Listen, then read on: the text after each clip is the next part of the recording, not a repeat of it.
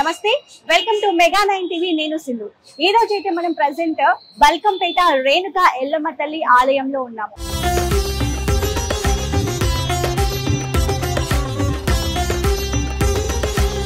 ఈ ఆలయానికి 700 సంవత్సరాల చరిత్ర ఉంది. ఇక ఈ అమ్మవారిని జలదుర్గగా, హేమలాంబగా, రేణుకా ఎల్లమ్మ తల్లిగా, పోచమ్మ తల్లిగా పిలుస్తూ ఉంటారు. ఇక ఈ ఆలయం బావిలో 10 అడుగుల లోతులో వెలిసిందంట ఈ అమ్మవారు స్వయంగా. అప్పట్లో అడవి ప్రాంతం ఉండేది. ఈ ఏరియాని శివరాజ్ బహదూర్ శాస్త్రి ఆయన పాలించారు కాబట్టి ఈ ఏరియాకి బల్కంపేట్ అనే పేరు వచ్చింది. ఇక ఈ అమ్మవారిని దర్శించుకుంటే అష్టాదశ శక్తిపీఠాలను దర్శించుకున్నంత పుణ్యం అని చెప్తుంటారు. ఇప్పటి వరకు చేసిన పాపాలు అన్నీ తొలగిపోయి ఇప్పటి నుంచి బాగుంటారు అమ్మవారిని దర్శించుకుంటే అని చెప్తుంటారు.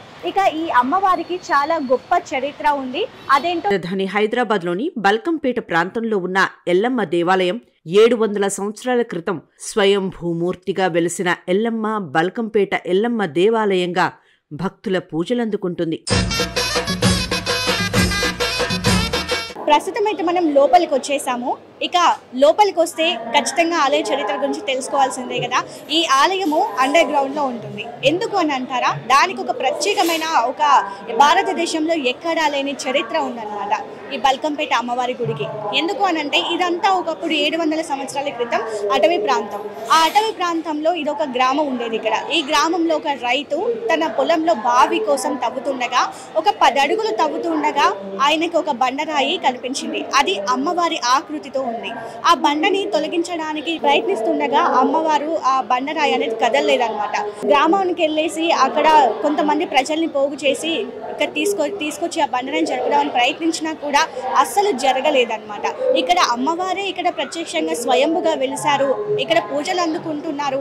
ఆ అమ్మవారికి ఇష్టం పూజలు అందుకోవడం ఇక్కడ నుంచి అని చెప్పేసి ఇక్కడ శివసత్తులు, గ్రామ పెద్దలు అందరూ చెప్తే ఆ రైతు ఇక్కడే తొలగించకుండా ఆ ఒడ్డుపై నుంచే పూజలు స్టార్ట్ చేయడం, ఆ పల్లెలోని జనాలు వచ్చి పూజలు చేయడం, ఇక అక్కడి నుంచి చాలా వరకు పక్క పల్లెలకి పాకిందనమాట ఆలయ చరిత్ర. తర్వాత కొన్ని రోజులకి ఇక్కడ గుడి కట్టారు.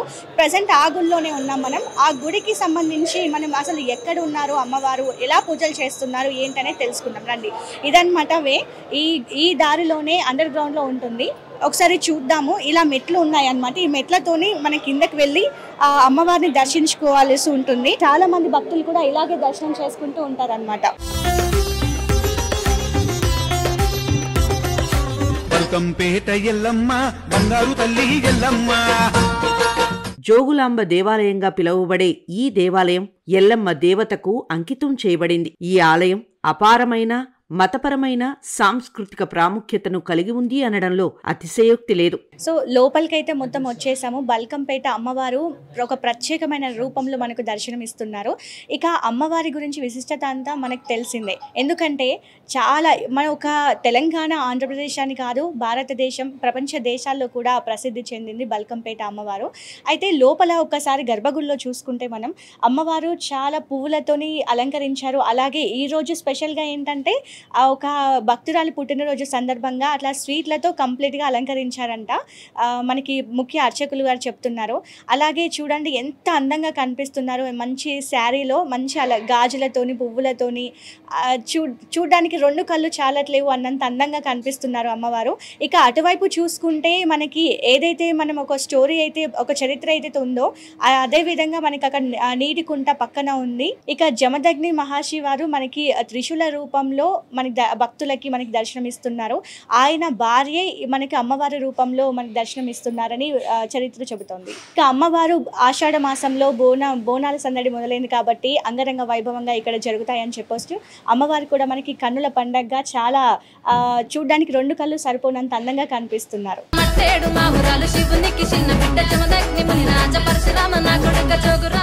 బల్కంపేట అమ్మవారి ఆలయంలో ముఖ్య అర్చకులు రంగాచార్యుల వారు ఉన్నారు. వారితో మాట్లాడి బోనాల విశేషాల గురించి కావచ్చు, లేదంటే అమ్మవారి విశిష్టత గురించి కావచ్చు అడిగి తెలుసుకుందాం. నమస్కారం అండి. నమస్కారం. శ్రీమాత్రే నమః.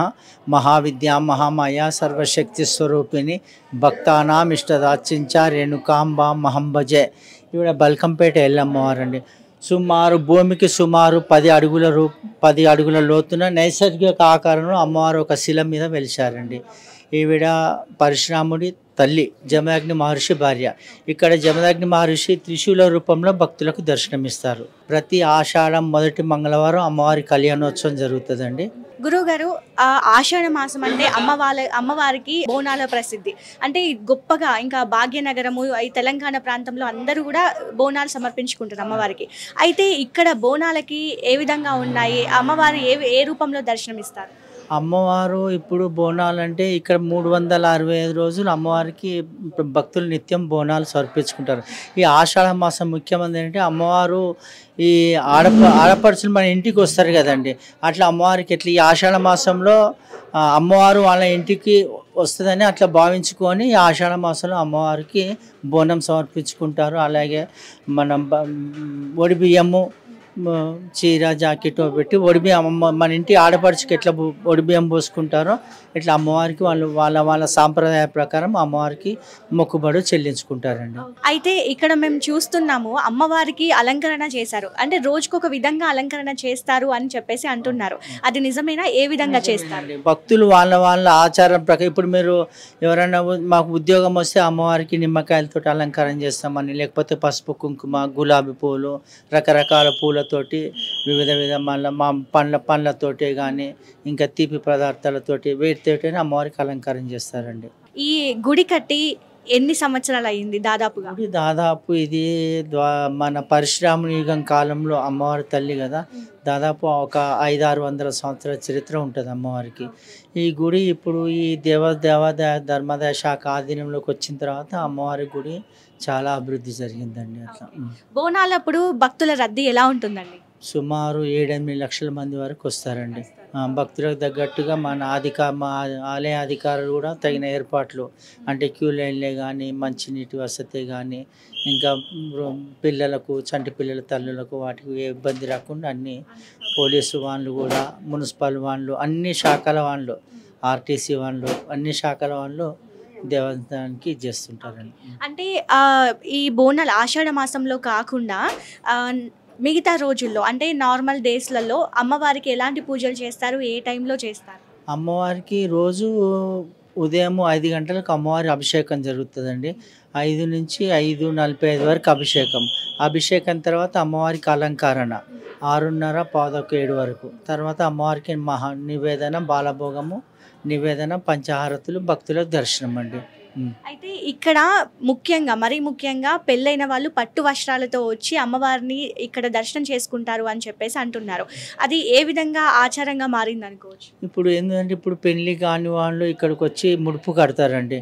కడితే అమ్మవారు తప్పకుండా వాళ్ళ పెళ్లి అవుతుంది. పెళ్లి కాగానే ఆ నవవధులు పసుపు బట్టలతోటి వచ్చి అమ్మవారి దర్శనం చేసుకుంటే వాళ్ళ సంసారం సుఖ సంతోషంతో ఉంటుందని వాళ్ళ నమ్మకము. ప్లస్ అదే జరుగుతుంది ఇప్పుడు. అట్లా అయితే ఆఖరిగా అమ్మవారు 10 అడుగుల లోతులో అమ్మవారి విగ్రహం దొరికింది, అక్కడి నుంచి పూజలు అందుకుంటుంది అని చెప్పేసి మనకి తెలిసిందే.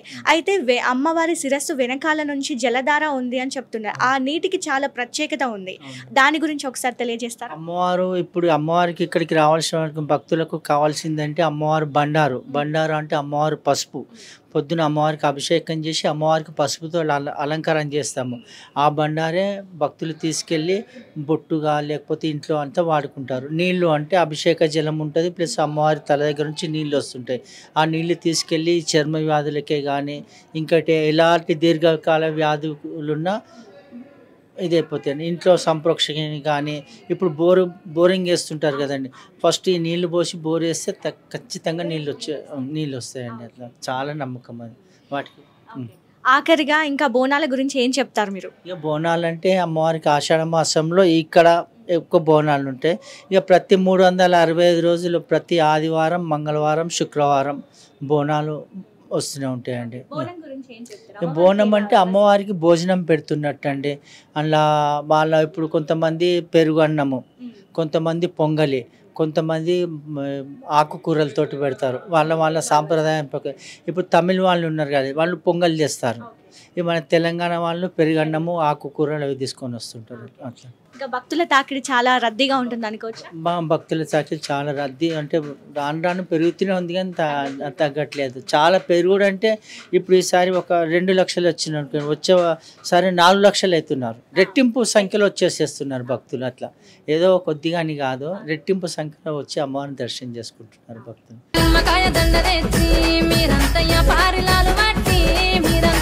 ఏ సంవత్సరానికి ఆ సంవత్సరం భక్తులు ఎక్కువగా పెరుగుతూనే ఉంటారు ఇక్కడ.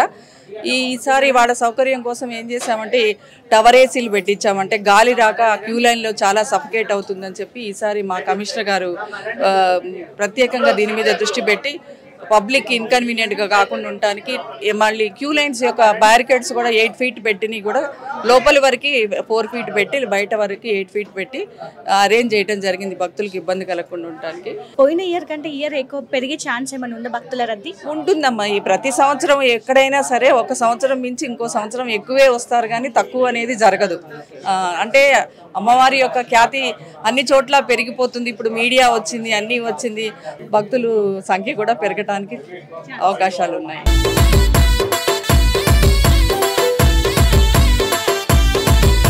మనకి ఆషాఢ మాసంలో అన్ని గుళ్ళల్లో జాతర జరుగుతుంటుంది. కాకపోతే ఇప్పుడు నిత్యం ఇక్కడ 365 రోజులు బోనాలు ఎక్కుతూనే ఉంటాయమ్మా ఇక్కడ ఎల్లమ్మ దగ్గర. ఆదివారం మంగళవారం ప్రతి ఆదివారం మంగళవారం జాతర లాగానే ఉంటుంది ఇక్కడ. కొన్ని చోట్ల ఏంటంటే పలానా ఆషాఢ మాసంలో బోనాలు ఎక్కియాలి అట్లా ఉంటుంది. ఇక్కడ అమ్మవారికి బోనాలు ఎక్కించి నైవేద్యం పెట్టి ఒడిబియ్యం పోసేసి వాళ్ళ మొక్కు. అయితే ఇక్కడ ప్రత్యేకంగా కొన్ని ఆనవాయితీలు జరుగుతూ ఉంటాయి. పెళ్ళైన వాళ్ళు పట్టుబట్టలతో రావడము, అలాగే అమ్మవారి శిరస్సు నుంచి వచ్చే ఆ జలాన్ని ఇంట్లో చల్లుకోవడం మంచి జరుగుతుందని చెప్పేసి ఇలాంటి కొన్ని ఉన్నాయి. అంటే ఈ ఆనవాయితీలు ఎలా ఆనవాయితీగా వచ్చాయి అనుకోవచ్చు? ఇది ఎప్పటి నుంచి వెనకటి నుంచి వస్తున్న ఆనవాయితీ. ఇద్దరు పట్టుబట్టలతో వచ్చేసి అమ్మవారికి ఒడిబియ్యం పోసేసి అభిషేకం చేసి వాళ్ళ మొక్కులు తీర్చుకుంటారు. అంటే పిల్లలు కావాల్సిన వాళ్ళు పిల్లల గురించి, పెళ్ళిళ్ళు కావాల్సిన పెళ్ళిళ్ళ గురించి అమ్మవారికి ముడుపు కడతారు. ఇక్కడ ఎర్ర జాకెట్ కూడా తీసుకొని కొబ్బరికాయ తీసుకొని పూజ చేసేసి ఇక్కడ ముడుపులు కట్టి అవన్నీ చెల్లించుకుంటాడు. ఈ అమ్మవారి ఒక జలం తీసుకెళ్లి స్నానం చేస్తే ఎట్లాంటి చర్మవ్యాధులు ఏమన్నా కూడా అన్ని తగ్గుతాయని భక్తులకు నమ్మకం. ఇక 365 రోజులు మనకి ఇక్కడ అమ్మవారికి బోనాలు చెల్లించుకుంటారని చెప్పారు. అయితే ఇక్కడ బోనాల సీజన్ అనేది ఆషాఢ మాసం స్టార్ట్ అయిపోయింది. ఇక భక్తుల్ని ఆపతరం ఎవరితోని కాదు. ఇక ఏర్పాట్లు ఎలా ఉన్నాయి?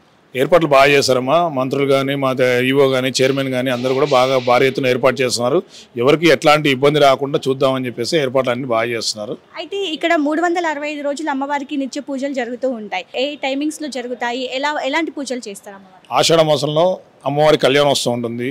3వ మంగళవారం వచ్చేసి అమ్మవారికి శాకంబరి అలంకారం ఉంటుంది. ఆషాఢ మాసంలో దసరా నవరాత్రులు 9 రోజులు 9 రకాల అలంకారాలు చేస్తుంటారు.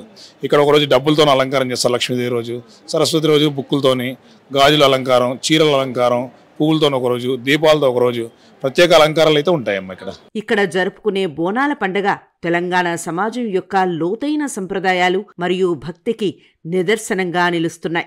ఆషాఢ మాసంలో జరుపుకునే వార్షిక పండుగ బోనాలు. మహాకాళి ఎల్లమ్మ దేవికి అంకితం చేయబడింది ఈ బోనాలు. భక్తులు తమ కృతజ్ఞతను వ్యక్తం చేసి ఆశీర్వాదాలను కోరుకునే మరియు దేవతకు భక్తిని అర్పించే సమయం ఇది. బోనాలు ఐక్యత, భక్తి, సాంస్కృతిక వారసత్వ స్ఫూర్తికి పర్యాయపదాలుగా ఉంటాయి. ఈ బోనాలు ప్రజలకు లోతుగా పాతుకుపోయిన విశ్వాసాన్ని ప్రదర్శిస్తాయి. బల్కంపేట ఎల్లమ్మ ఆలయంలో బోనాల వేడుకలు గోల్కొండ మహంకాళి బోనాల ఉత్సవంలో ప్రారంభమవుతాయి. ఈ ఉత్సవంలో అమ్మవారి విగ్రహాన్ని అందంగా అలంకరించబడిన రథంలో తీసుకువెళ్లి గొప్ప ఊరేగింపుగా జరపబడుతుంది. ఈ పవిత్ర కార్యక్రమాన్ని వీక్షించటానికి భక్తులు సంప్రదాయ దుస్తుల్లో పెద్ద సంఖ్యలో పాల్గొనటం విశేషంగా ఇక్కడ కనబడుతుంది. బల్కంపేట ఎల్లమ్మ బోనాల ప్రాముఖ్యతను గురించి తెలుసుకోవాలంటే ముందుగా ఘటం వేడుక గురించి తెలుసుకోవాలి. ఇక్కడ వేప ఆకులు, పసుపు మరియు కుంకుమలతో అలంకరించబడిన నీటితో నిండిన కుండను పవిత్రం చేస్తారు. ఈ కుండ దేవత స్వరూపాన్ని సూచిస్తుంది, పవిత్రంగా పరిగణించబడుతుంది. పూజారి దైవిక ఆశీర్వాదాలను ప్రదర్శిస్తూ కుండను అందంగా అలంకరించబడిన వేదికపై ఉంచుతారు. భక్తులు వండిన అన్నం, బెల్లం, పెరుగుతో కూడిన ప్రత్యేక నైవేద్యమైన బోనాన్ని అమ్మవారికి సమర్పిస్తారు. డప్పు వాయిద్యాలు మరియు సంప్రదాయ సంగీత వాయిద్యాల లయబద్ధమైన దరువులు ఇక్కడ మారుమోగుతాయి. ఈ ప్రదేశమంతా బోనాల్లో పాల్గొనే భక్తులతో కిక్కిర్సిపోయి ఉంటుంది. భక్తులు ఉత్సవభరితమైన స్థితిలో బోనాన్ని తలపై మోసుకొని కృతజ్ఞత మరియు భక్తికి చిహ్నంగా దేవతకు బోనాన్ని సమర్పిస్తారు.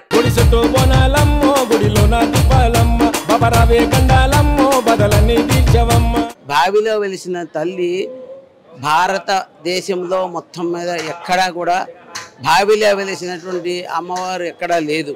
ఒక్క హైదరాబాద్ నగరంలో మాత్రమే, బల్కంపేటలో మాత్రమే ఉందని చెప్పవచ్చు. అది బావిలో వెలవటం. ఆ బావిలో నీళ్లకు ఉన్నటువంటి విశిష్టత ఇప్పటికీ నీళ్లు అమెరికాకు కూడా తీసుకువెళ్తారు.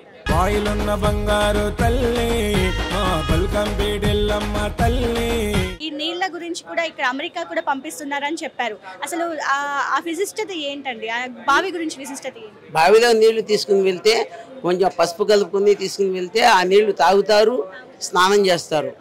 శరీరం మీద ఉన్నటువంటి ఏమన్నా వ్యాధి నిర్మూలం అయిపోతుంది. అంత విశిష్టత ఉన్న నీళ్ళకి. ఇక్కడ అమ్మవారు స్వయంభూగా ఎట్లా వెలిచారంటే సుమారుగా 10 అడుగుల దిగువన భక్తులను ఆశీర్వదిస్తున్నట్లు ఓ చేత కుంకుమ బరిని పట్టుకొని భక్తులను ఆశీర్వదిస్తున్నట్లు ఇక్కడ అమ్మవారు వెలిచింది. అయితే ఇక్కడ మేలు ఆకాశం ఏంటంటే ఇక్కడ అమ్మవారు నీళ్లు బండారు. ఈ నీళ్లు బండారు ఏంటంటే అమ్మవారిని తీసుకుపోయి వాళ్ళ చర్మ వ్యాధులు, గ్రహ బాధలు, రోగ బాధలు ఏమైనా ఉంటే వాటితో స్నానం చేస్తే పోతాయని భక్తుల విశ్వాసం. అది ఇక్కడ ముఖ్యంగా. ఈ ఊరేగింపులో పోతరాజు నృత్యం వంటి ఉత్సవభరితమైన నృత్య ప్రదర్శనలు ఉంటాయి. లయబద్ధమైన దరువులు, నృత్యాలతో అడుగులు కలుపుతూ మంత్రముగ్ధులను చేస్తారు నృత్యకారులు. బల్కంపేట ఎల్లమ్మ దేవాలయం అంటేనే బోనాలకు ప్రసిద్ధి అనే విధంగా ఇక్కడ భక్తులు తమ భక్తి శ్రద్ధలను చాటుకుంటూ ఉంటారు. ఎన్నో సంవత్సరాలుగా ఇక్కడ బోనాలను సమర్పించటం ఆనవాయితీగా వస్తుంది. ఉత్సవభరితమైన ఈ వేడుకలో పాల్గొనటానికి వివిధ ప్రాంతాల నుంచి భక్తులు తండోపతండాలుగా ఇక్కడికి తరలిరావటం మనం గమనించవచ్చు. ఎల్లమ్మ తల్లికి బోనం ఎత్తుకుంటే తాము కోరిన కోరికలు నెరవేరుతాయని భక్తుల నమ్మకం ఇక్కడ మనకి కనిపిస్తుంది. ఈ అమ్మవారి గురించి మీకు ఎలా తెలిసింది? అంటే ఆ అమ్మవారి విశిష్టత గురించి ఏం తెలుసు? అంటే చాలా రోజుల నుంచి అనుకుంటున్నాం, చాలా పవర్ఫుల్ అమ్మవారు అని, కోరిన కోరికలు కూడా తీరుస్తుంది అని చెప్పి చాలాసార్లు యూట్యూబ్లో, రీల్స్లో చూసినాం మేడం. మా భార్య కూడా ఈరోజు మా భార్య పుట్టినరోజు ఉంది మేడం. అందుగురించి జన్మదినం సందర్భంగా దర్శించుకోవడానికి మా ఫ్యామిలీతో వచ్చినాం madam. Happy birthday. Thank you madam. అమ్మవారి గురించి మీకు ఎలా తెలిసింది దర్శించుకోవడానికి? ఎప్పటి నుంచి వెయిట్ చేస్తున్నారు మీరు ఇక్కడ?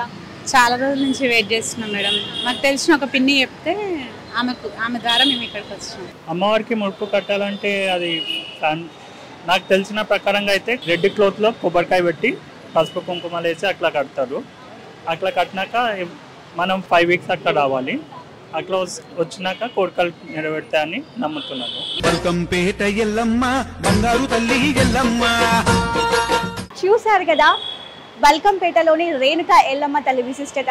ఇక్కడ ఆషాఢ మాసంతో సంబంధం లేకుండా 365 రోజులు భక్తులు బోనం పోసి అమ్మవారికి మొక్కులు చెల్లించుకుంటారు.